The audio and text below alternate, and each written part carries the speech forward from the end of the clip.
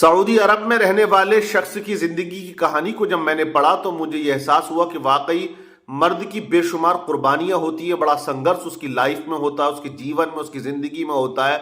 और वो अपनों से दूर रहकर अपने परिवार को चलाने के लिए क्या कुछ नहीं किया करता है। ये वही शख्स है जो इंडिया से जाता है सऊदी अरब। 30 साल गालिबन वो रहता है, मुसलसल 30 साल तक वो इंडिया नहीं आया था और अपने घर वालों से वो दूर रहा था। आप देखिए, जब वो गया था तो उसकी उम्र उस वक्त 25 से 26 साल की थी, लेकिन जब वो इंडिया छोड़ के जाता है सऊदी अरब कमाने के लिए तो पीछे अपने 3 बच्चों को छोड़कर जाता है, जिसमें 2 लड़कियां हैं, 1 लड़का है, बीवी है, परिवार है। सऊदी अरब जैसे गया तो उसकी जिंदगी ने किस तरह से मोड़ लिया। वो वहां जाके जहां काम करता था उसका कफिल कुछ अच्छा ना निकला। क्या वजह रही, उसने उस कफिल को छोड़ दिया। वहां उसने 1.5 साल काम किया और जिसकी बुनियाद पर जो एग्रीमेंट था उसके तहत वो पूरा टाइम नहीं कर सका तो उसको छोड़ना पड़ा। तो उसका पासपोर्ट और उसका जो इकामा था वो भी उसके कफिल के पास रह जाता है।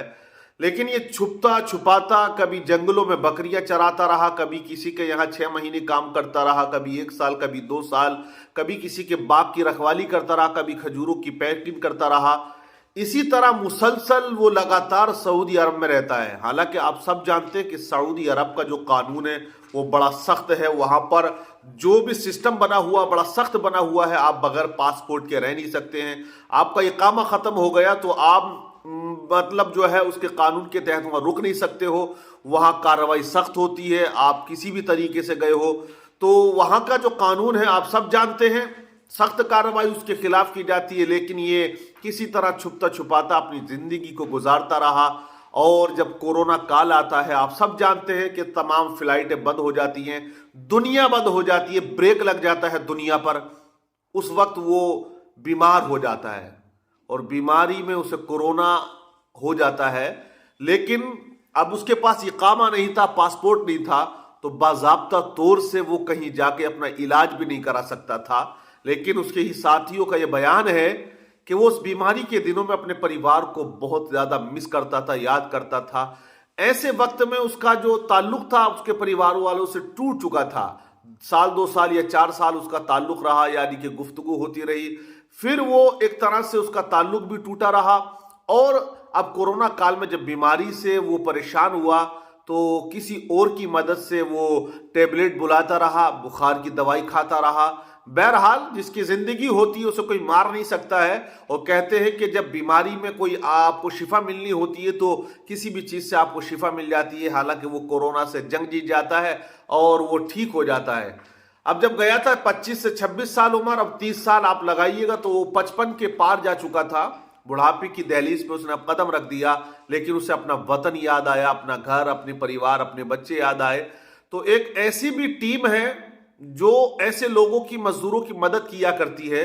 वो एक तरह से स्पेशल एक ब्रांच है कि वहां का राब्ता किया जाए कि अगर आपके पास कोई डॉक्यूमेंट्स नहीं हो तो वो लीगल तरीके से जो है बनवाते हैं और उसको फिर इंडिया वापस करवा दिया करते हैं। ये बड़ा अच्छा काम वो लोग किया करते हैं। अगर कोई मजदूर ऐसा है जो परेशान हाल है, यानी कि वहां तंगदस्ती का शिकार है और उस पर जुल्म ज्यादती हो रही है, तो अब वो वाला कानून नहीं रहा है कि अगर 2 साल का एग्रीमेंट था तो आपको लाजिमन वहां पे रुकना है या कफिल की मर्जी पे ठहरना नहीं। ये अब आपकी मर्जी पे भी डिपेंड करता है। तो उसने चाहा कि मैं अब घर जाऊं, वापस जाऊं।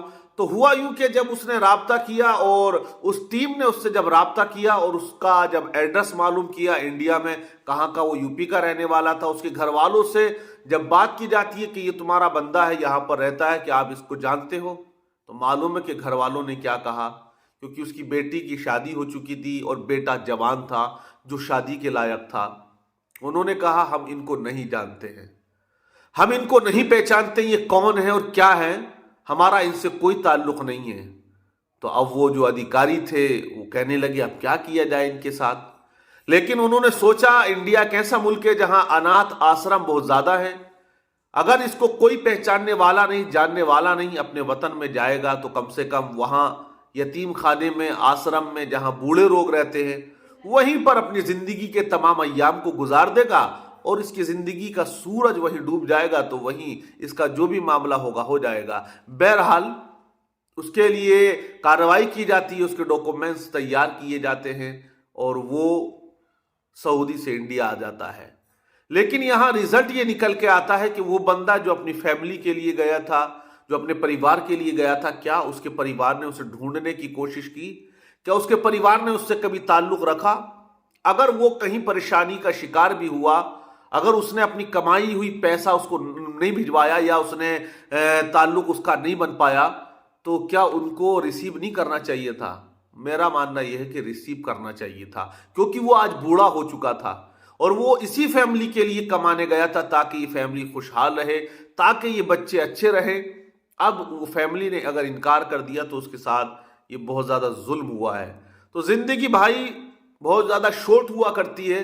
लोग विदेशों में जाते हैं पैसा कमाने के लिए। मेरा मानना तो यह है कि दाल से खाइए, दाल ना मिले तो चटनी से खाइए, लेकिन परिवार में रहकर खाइए, अच्छे से खाइए, परिवार को चलाइए। आप लोगों का क्या मानना है? हालांकि दुनिया बाहर ही है, बगैर बाहर गए हुए काम चला नहीं करता है, लेकिन अलग अलग सबके अपना एक मिजाज है, अपना एक जहन हुआ करता है। हालांकि अगर ऐसा पैसा हो कि जिससे दौलत हासिल तो हो जाएगी, लेकिन परिवार से दूर हो जाए, घर से दूर हो जाए, तो फिर भैया घर ना छोड़ा जाए। आप लोगों की क्या राय है? कमेंट्स आप जरूर कीजिए। और इस अजनबी शख्स और इस उस इंसान के लिए जो घर छोड़ के गया था परिवार के लिए, क्या कहोगे? जरूर कमेंट्स करें, वीडियो को शेयर करें।